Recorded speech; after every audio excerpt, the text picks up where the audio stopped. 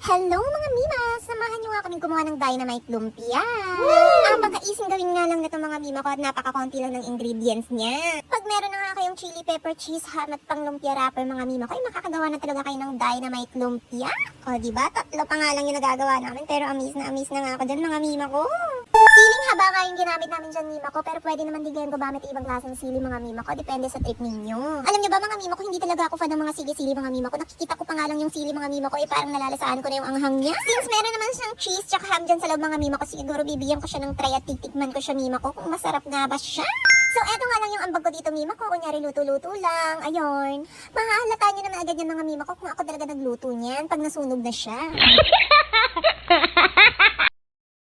Apakadami na nga namin nagawang dynamite lumpia mga Mima ko. At ito na nga mga Mima ko, titikman ko na nga siya ngayon. Pero mukhang ayaw naman ng mga kapatid kong patikman ako mga Mima. Sila na lang yung kumakain. Oh, ito na, ako na. Mima, ang sarap! Kaya ano pa nga ba mga Mima ko? Try nyo na yan. This is Mima Kanang Lao. Bye!